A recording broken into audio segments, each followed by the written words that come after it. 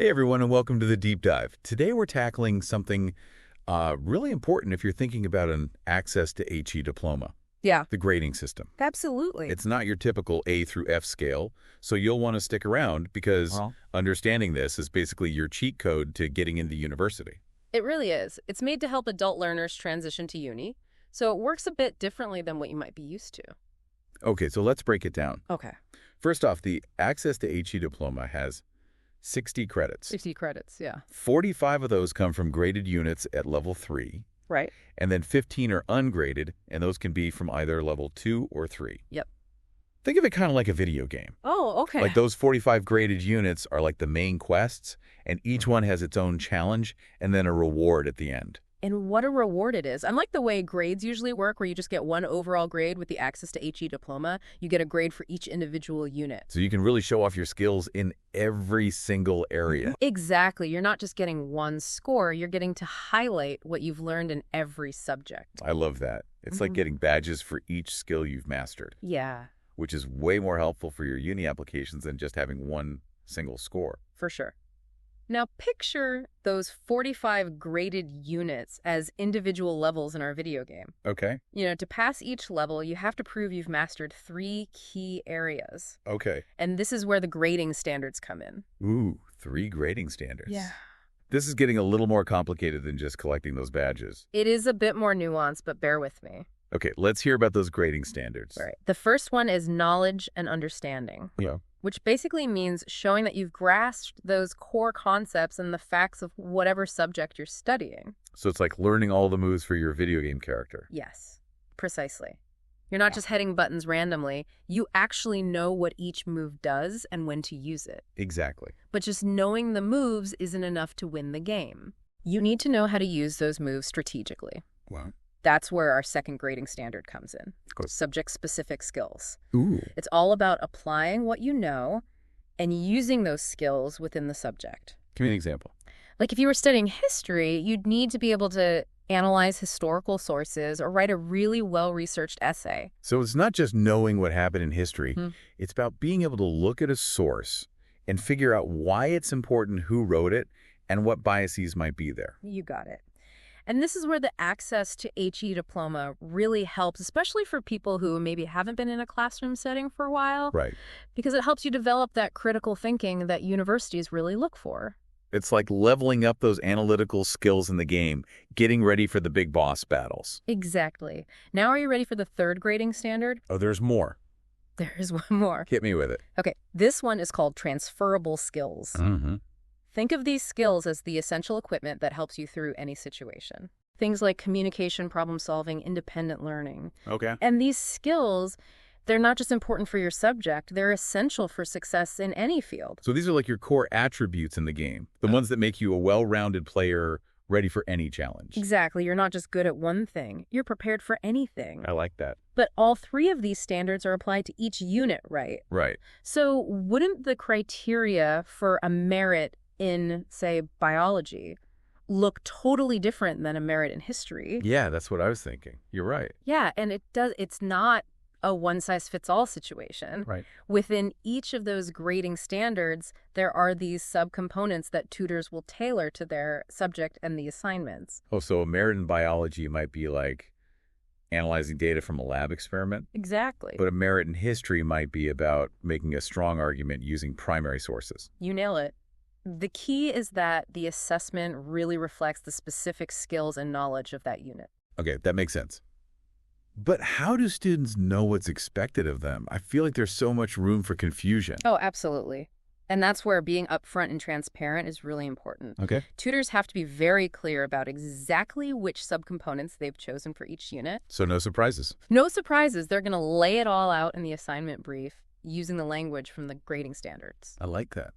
That sounds reassuring. Yeah, you'll know exactly what you're aiming for from the very beginning. Okay, so now I'm curious about how they actually assess the work and give out a grade. Yeah, it's not as simple as just ticking boxes. Right. It's more of a multi-step process. Okay, walk me through it. All right, so first, the tutor chooses those most relevant subcomponents for each unit to create like a tailored assessment plan. So they make sure that assessment really lines up with what students have learned in that unit. Exactly. And they'll make sure you're aware of those criteria. Remember the assignment brief. That's where they're going to clearly spell out those grading expectations so you know what to focus on. Okay, no surprises, just clear goals. Exactly. So once you've handed in your work, the tutor will start assessing and grading. Oh. But before they even think about grades, they have to make sure that you've met the basic learning outcomes for that unit. So passing comes first, then the grades. You got it. It's like you have to clear the level before you get the rewards. Okay. Now, once you've shown that you understand the material, that's when the tutor will start looking at the quality of your work and then assign those grade indicators. You mean pass merit or distinction?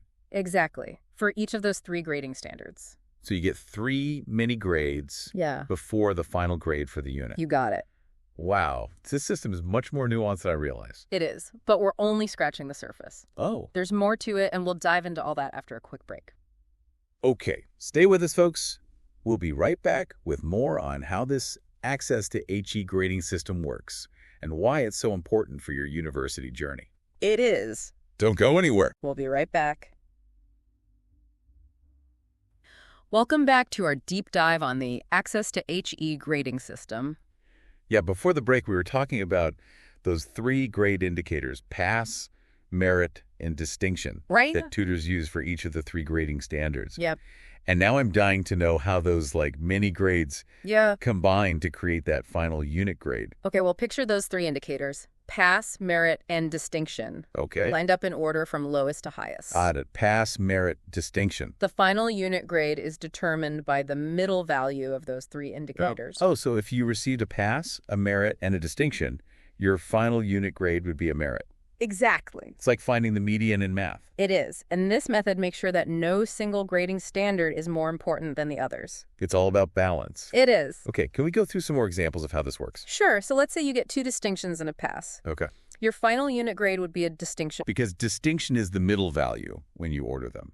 Pass, distinction, distinction. Exactly. I'm getting it. And this shows a really cool part of the system. What's that? Even if you don't get the highest grade indicator in every standard, you can still end up with a high unit grade.